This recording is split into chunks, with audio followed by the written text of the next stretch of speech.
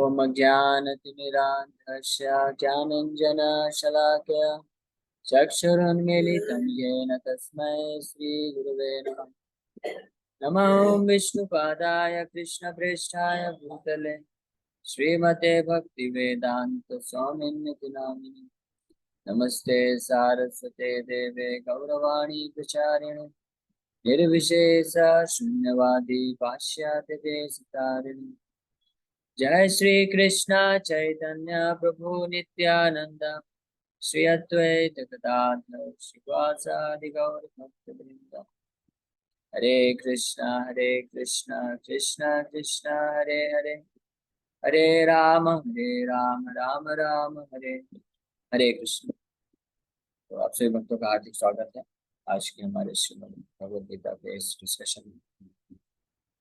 आज हम लोग चर्चा करेंगे second chapter verse number 14, 14 number श्लोक। इसके पिछले श्लोक में भगवान कृष्ण अर्जुन को बताते हैं, देहिनोऽस्मिन् यथा देहे कौमारम यौवनम जरा तथा देहांतर प्राप्ति धीरे स्थिर न भीयति।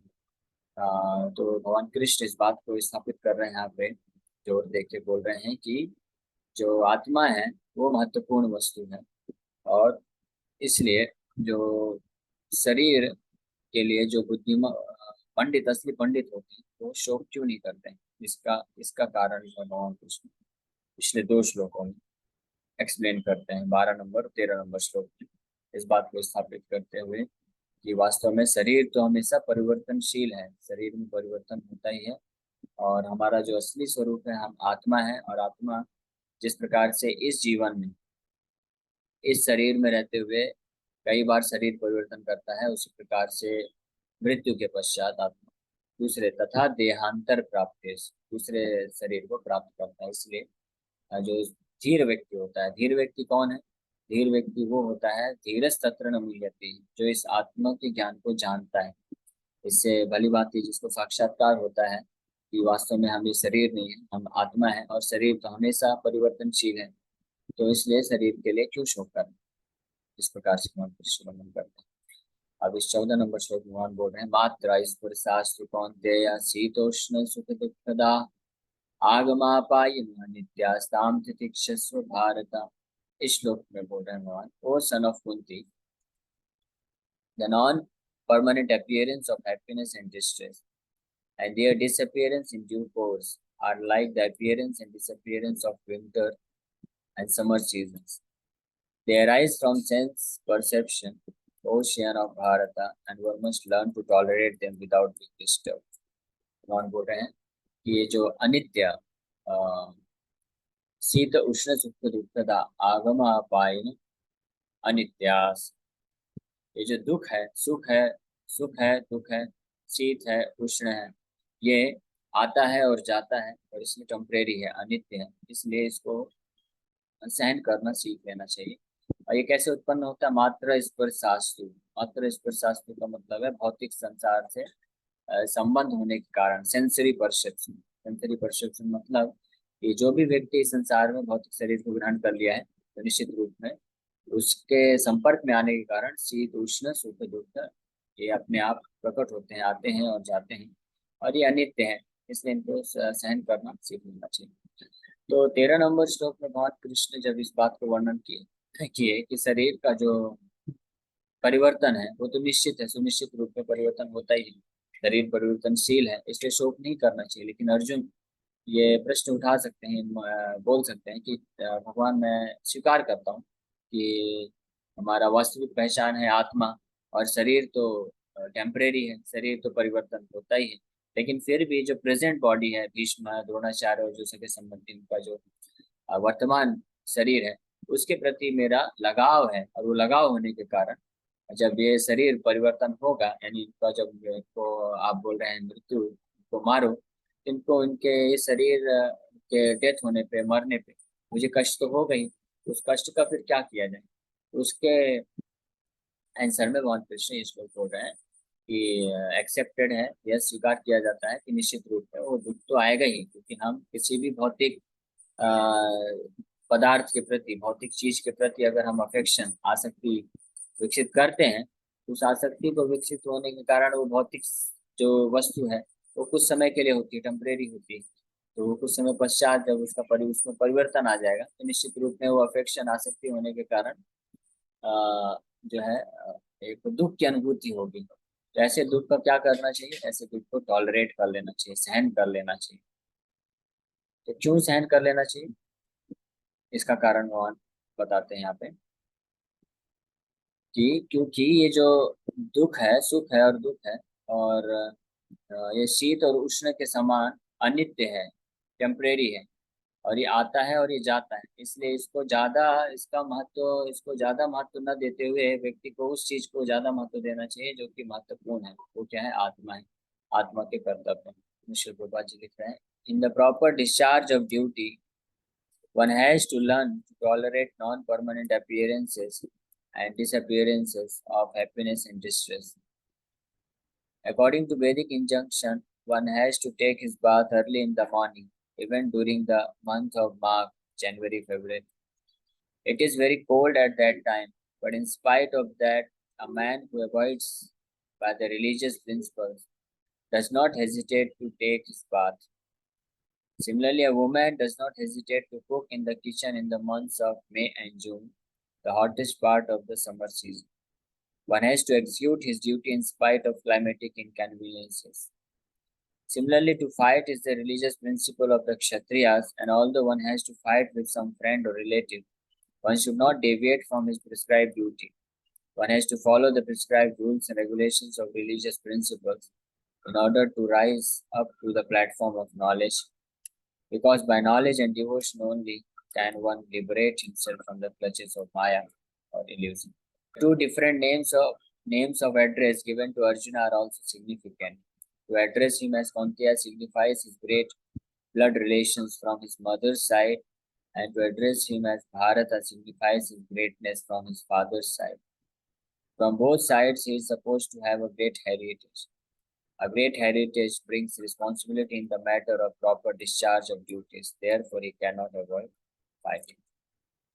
इस प्रकार से इस श्लोक में बहुत ही सुंदर तरीके से भगवान कृष्ण अर्जुन को वर्णन कर रहे हैं कि किस प्रकार से इस भौतिक संसार में रहते हुए, जब तक हम इस भौतिक संसार में हैं, इस भौतिक शरीर को हमने धारण कर रखा है, तो निश्चित रूप में इसके कारण, आसक्ति होने के कारण कुछ सुख और दुख तो आएंगे ही आएंगे, जैसे शीत और उष्ण होते हैं। मात्रा स्पर्शास्तु कौन्तेय, मात्रा मतलब sensory perception, is because of being in contact with the material elements, material world, one has to experience duality in this world. ये द्वैत, जिसको द्वंद्व बोलते हैं, तो द्वंद्व का अनुभव तो निश्चित रूप में करना ही पड़ेगा, क्योंकि हमने ये भौतिक शरीर को धारण कर रखा है। तो ये द्वंद्व जब आएंगे, द्वंद्व अलग अलग प्रकार से होते हैं, सुख दुख, है ना, शीत और उष्ण। इन द्वंद्वों के होने पर ये व्यक्ति को अपने जो डिस्चार्ज ऑफ ड्यूटीज है, यानी अपने कर्तव्यों का पालन करने से वंचित नहीं होना चाहिए, क्योंकि वो असली में उस व्यक्ति को आध्यात्मिक जीवन में प्रगति करने में मदद कर सकते हैं। इसलिए ऐसी स्थिति में क्या करना चाहिए? सहन कर लेना सीख लेना चाहिए।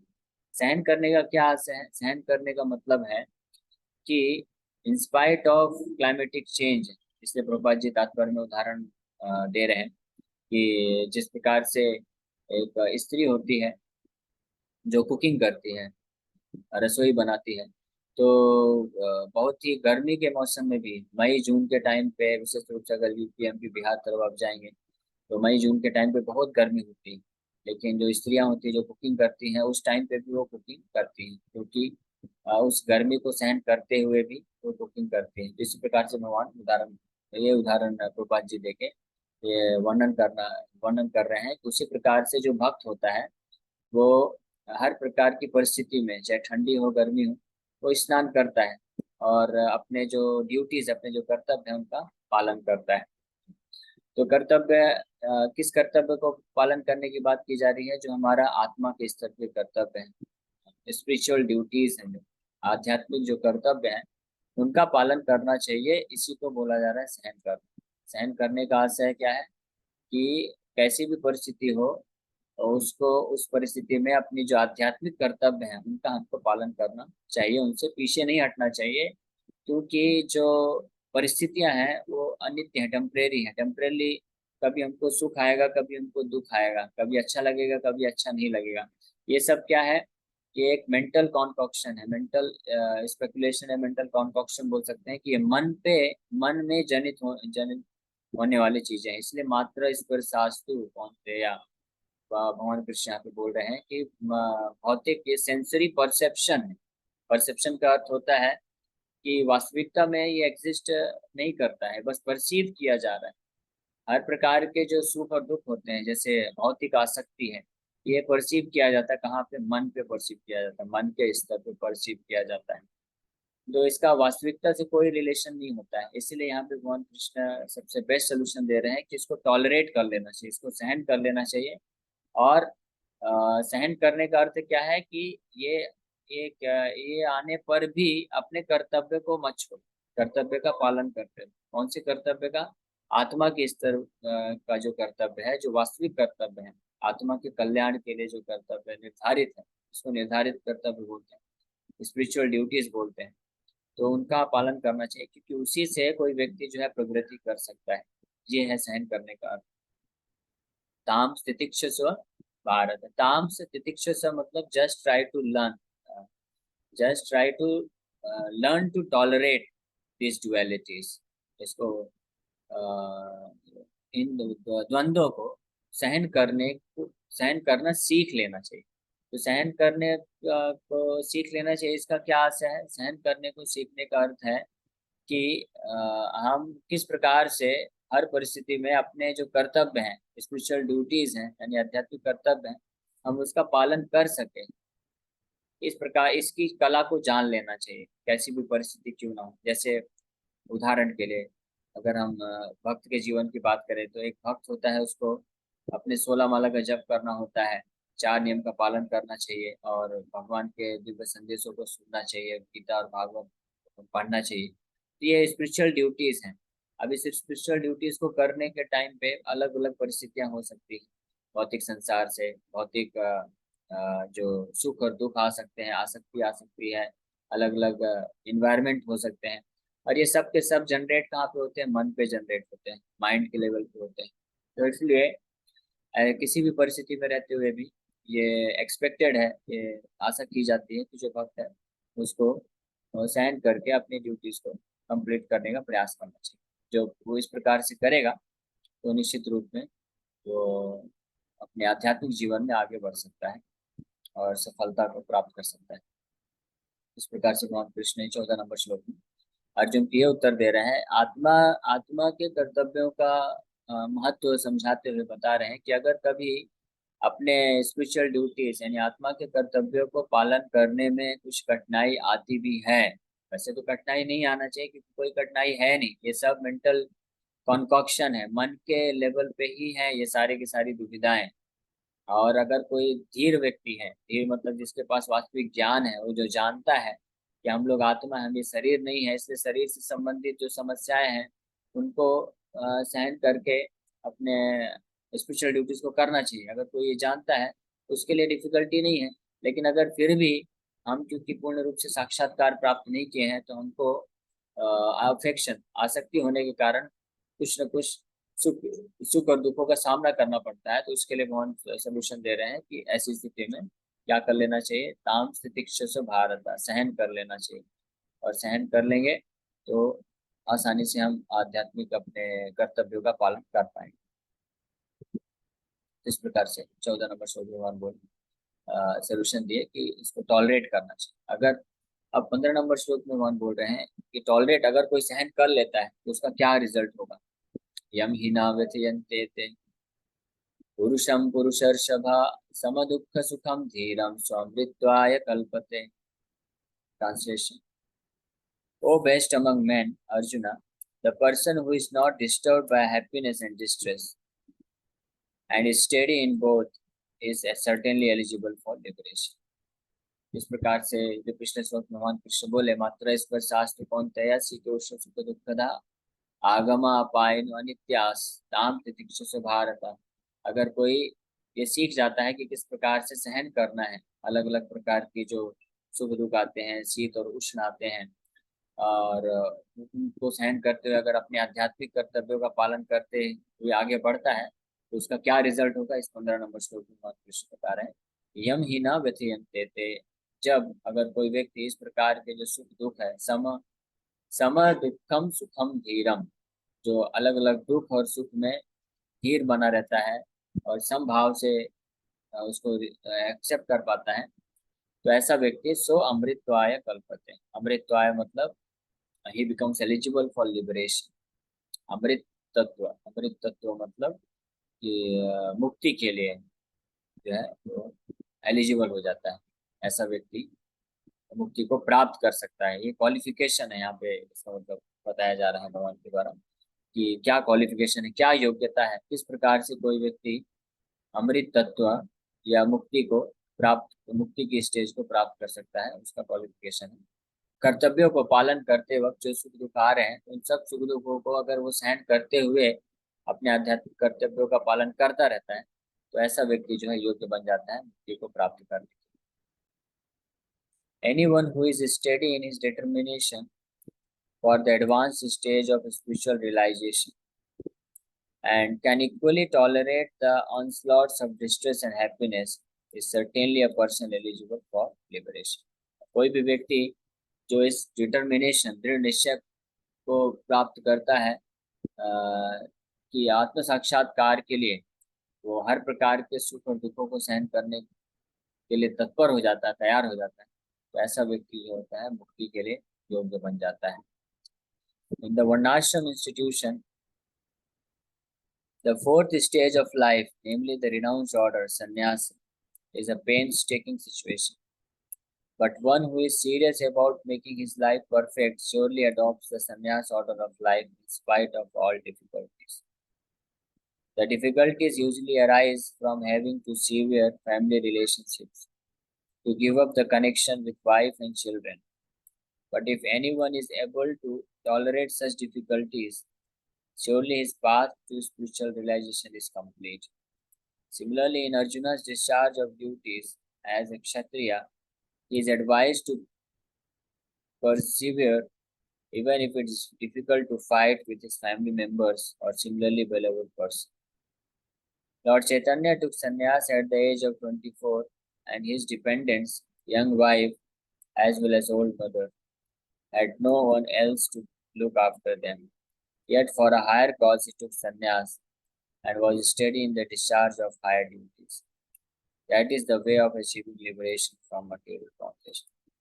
इस भौतिक संसार के भौतिक बंधन से मुक्ति का जो तरीका है या जो योग्यता है वो यही है कि व्यक्ति को इस संसार में रहते हुए इस भौतिक पदार्थों के संपर्क में रहने के कारण जो द्वंद्व आते हैं, तो उन सब द्वंद्वों को सहन करते हुए अगर कोई व्यक्ति अपने आप को भगवान के जो भक्ति में कार्य हैं, अपने आध्यात्मिक कर्तव्य हैं, आध्यात्मिक कर्तव्यों को पालन करने में स्टेड फास्ट यानी दृढ़ निश्चय, दृढ़ संकल्प के साथ आगे बढ़ता रहता है, तो निश्चित रूप में वो व्यक्ति जो है योग्य बन जाता है मुक्ति को प्राप्त करने के लिए। इस प्रकार से इन दो श्लोकों में भगवान कृष्ण यहाँ पे वर्णन कर रहे हैं कि किस प्रकार से इस भौतिक जगत के जो सेंस परसेप्शंस हैं, सुख दुख हैं या कठिनाइयां हैं, जो चैलेंजेस हैं जो आते हैं हमारे सामने, तो किस प्रकार से एंटरटेन करना चाहिए, किस प्रकार से लेना चाहिए और क्या तरीका है सहन करके आगे बढ़ते रहना चाहिए और अपने स्पिरिचुअल ड्यूटीज जैसे कि चैंटिंग ऑफ हरे कृष्ण महामंत्र और भगवान का सेवा, इस अपने आप को स्थापित करना चाहिए। इस प्रकार से व्यक्ति जो है बड़ी आसानी से अमृतत्वाय कल्पते, अमृतत्वाय कल्पते मतलब liberation, he becomes eligible for getting liberated. मेरे ख्याल से हमने आज ये 2 श्लोक किया है, तो इसके ऊपर कुछ क्वेश्चन आंसर हम लोग ले सकते प्रभु जी, जैसे आपने बताया जैसे सुख और दुख में हम ये नहीं कर पाते, तो इसको कैसे न्यूट्रलाइज रखना चाहिए? बिकॉज मैक्सिमम अभी जो कलयुग में हम जो सर्वाइव कर रहे हैं, इसमें सबको मतलब यही प्रॉब्लम्स आते हैं। बहुत ज्यादा लोगों को खुशी हो जाती है तो खुशी में कुछ गलत काम होता है या बहुत ज्यादा दुख हो जाता है तो क्रोधित होकर कुछ गलत काम करते हैं, तो इसको न्यूट्रलाइज कैसे रखें खुद को? तो बहुत अच्छा क्वेश्चन आपने पूछा है कि किस प्रकार से। यहाँ पे तो भगवान इंस्ट्रक्शन दे रहे हैं अर्जुन को कि ताम से दीक्षसु भारता, कि just try to tolerate, try to tolerate all the dualities, सुख या दुख आते हैं उसको टॉलरेट करके आगे बढ़ो। तो किस प्रकार से टॉलरेट किया जा सकता है? तो ये जो सहनशीलता है, ये प्रॉपर जब ज्ञान, स्पिरिचुअल नॉलेज होता है किसी के पास, तो उस स्पिरिचुअल नॉलेज के बेसिस पे, आध्यात्मिक ज्ञान अगर किसी के पास रहेगा तो आध्यात्मिक ज्ञान के आधार पे व्यक्ति जो है टॉलरेट कर सकता है। जैसे आपको एक छोटा सा उदाहरण अगर हम चर्चा करें, मान लीजिए आप जा रहे हैं कहीं रास्ते में, और आपको जाना है, आपका जो डेस्टिनेशन है वहाँ पे आपका कोई बहुत महत्वपूर्ण कार्य है। तो उस डेस्टिनेशन तक पहुँचने का आपके पास कुछ समय है कि आधे घंटे में आपको वहाँ पे पहुँचना है, और एक बहुत ही महत्वपूर्ण बिजनेस मीटिंग है, उस बिजनेस मीटिंग को आपको अटेंड करना है। तो अब जब आप रास्ते में चल रहे हैं तो बहुत सारी परिस्थितियां हो सकती हैं, कोई आके आपको धक्का देगा, कोई आपको रोकेगा, कोई कुछ करेगा। तो आपका ध्येय क्या रहेगा उस वक्त? आप किसी भी व्यक्ति से उलझ के आप उससे टाइम पास या उससे जो है तर्क वितर्क नहीं करेंगे। आप क्या करेंगे? जो हो गया उसको आगे छोड़ के टॉलरेट करके आगे बढ़ते जाएंगे, क्योंकि आपका फोकस फिक्स है कि मुझे आधे घंटे में उस जगह पे पहुंचना है और वहाँ पे ये बिजनेस डीलिंग करना है। तो इसी प्रकार से जो वास्तव में स्पिरिचुअल नॉलेज से बैक्ड अप होते हैं, आध्यात्मिक ज्ञान जिनके पास होता है, जो जानते हैं जीवन का असली उद्देश्य क्या है, जो जानते हैं कि मैं ये शरीर नहीं हूँ, मैं आत्मा हूँ, और मेरे इस मनुष्य जीवन का उद्देश्य है कि मैं भगवान का भक्ति करके अपने चेतना को शुद्ध करके भगवान के धाम की ओर जाऊं।